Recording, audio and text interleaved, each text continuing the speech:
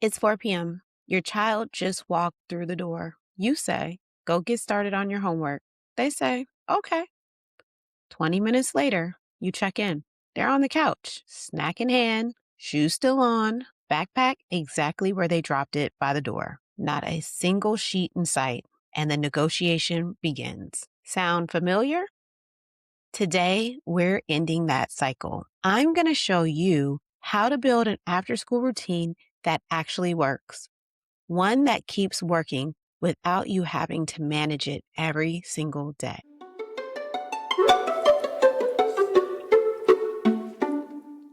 Welcome back to Raising Scholars. I'm Jacquie Langworthy, educator, learning center owner, and a mom who raised two confident, independent scholars. Last week, we built the learning environment, the physical space, the emotional energy, the 4 elements that make it work. If you missed it, go back to episode 2. It's the foundation for everything we're building today. Because here's the truth.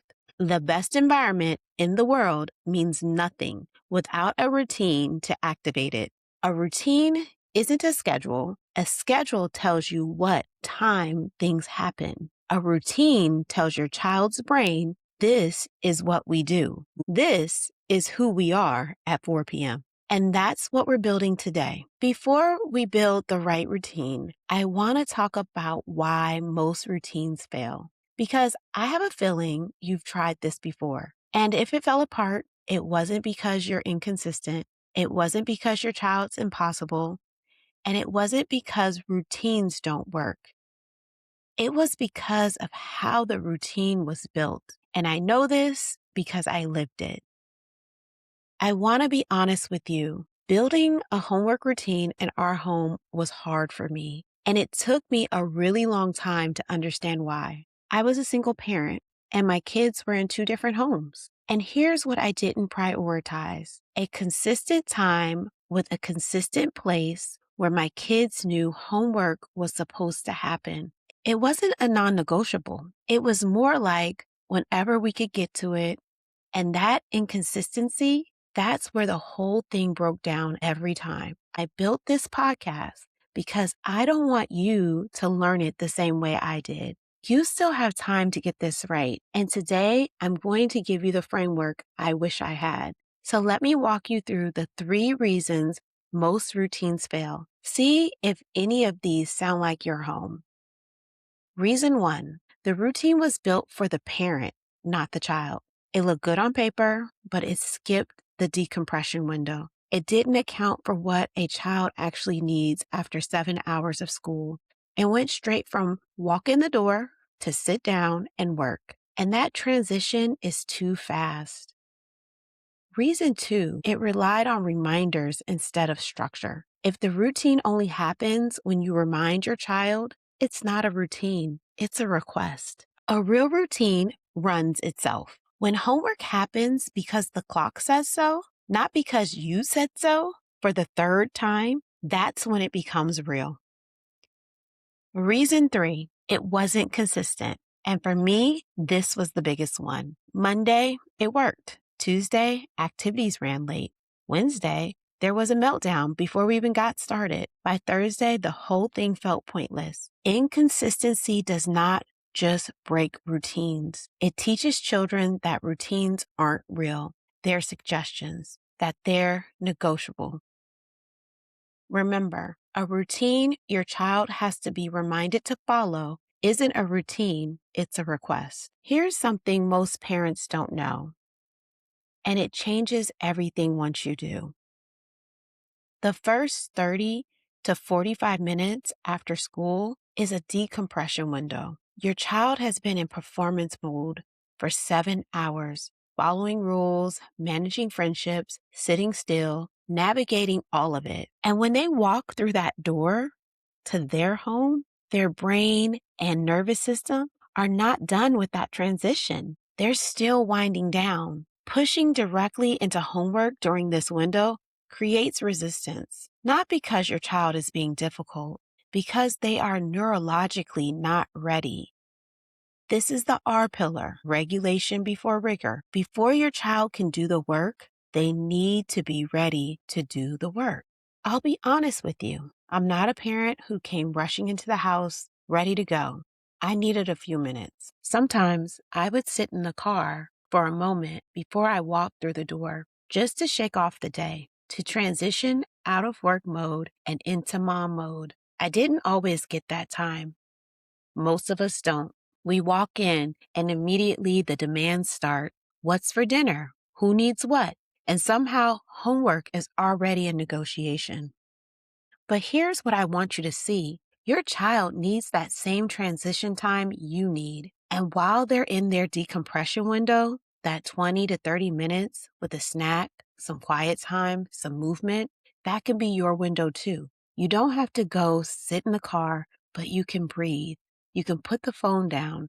You can let the day settle for both of you before work begins. So what belongs in that decompression window? A snack, movement, unstructured time, low stimulation, not screens that activate instead of calm, not homework, not, and I say this gently, an interrogation about how their day went. Give them 20 minutes, then ask. The conversation you get will be completely different. 30 minutes of the decompression window after school isn't a delay, it's the foundation of everything that comes next. A routine that actually sticks has 4 specific components. Let me walk you through each one.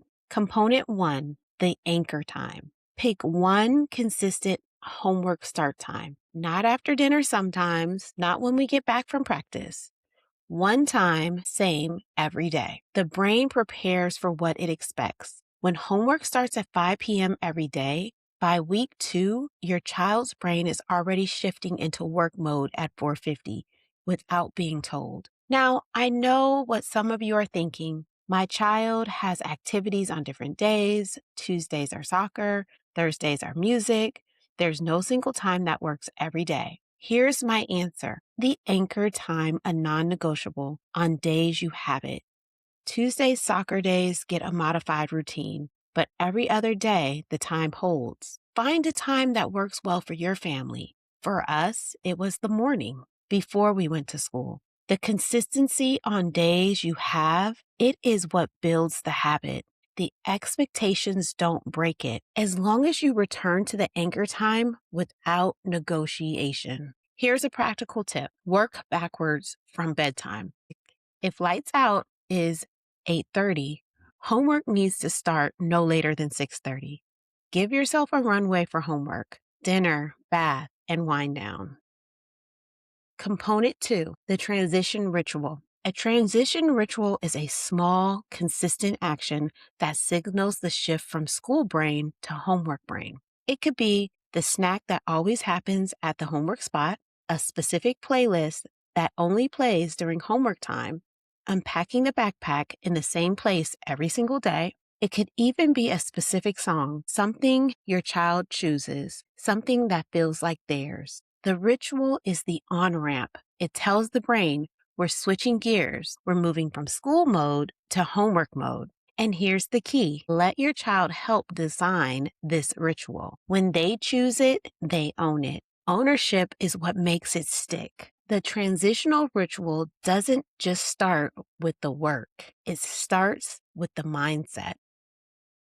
Component 3, the work block. Time boxed, distraction free, child led. For elementary age children, 20 to 30 minutes of focused time with short breaks in between work beautifully. The brain at this age is not built for a 90-minute homework marathon.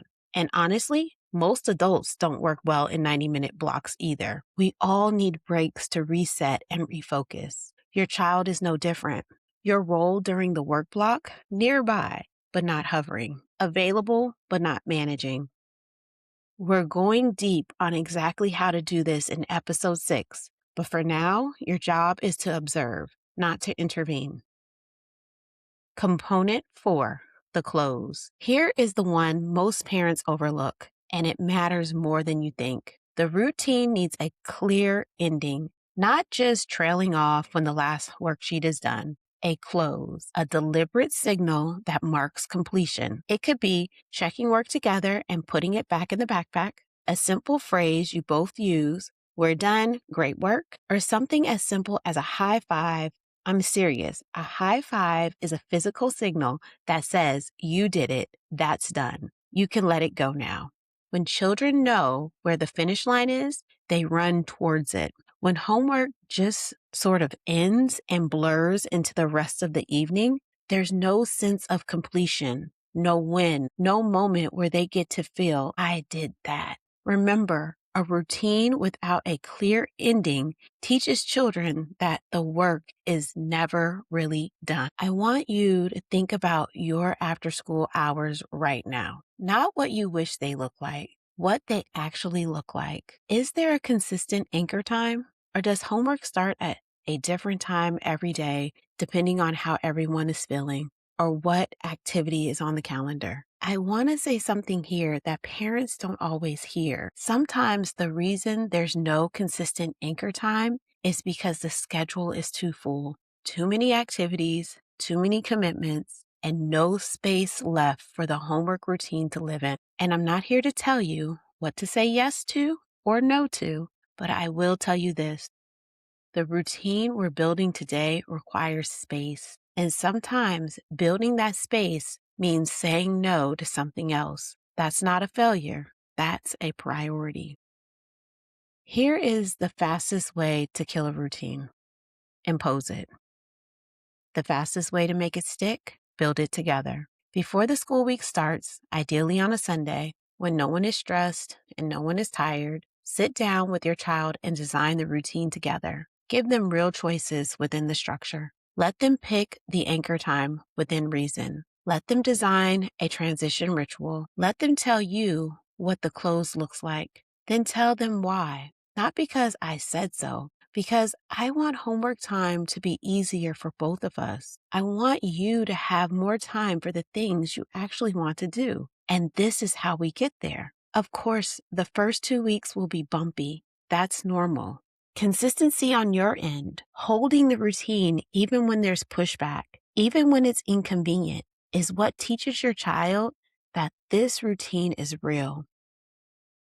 Think about a habit you've built successfully as an adult. A morning routine, an exercise practice. It didn't feel natural at first. It felt like friction. And then somewhere along the way, it stopped feeling like a choice. It just became what you do.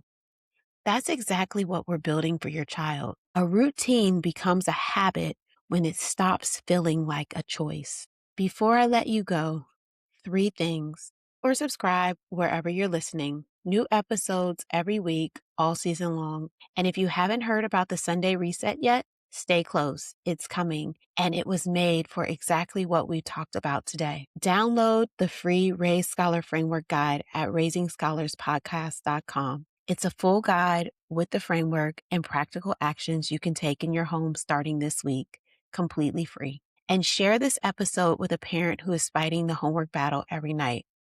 The 4-component routine we built today could change their evenings starting this week, so send it to them.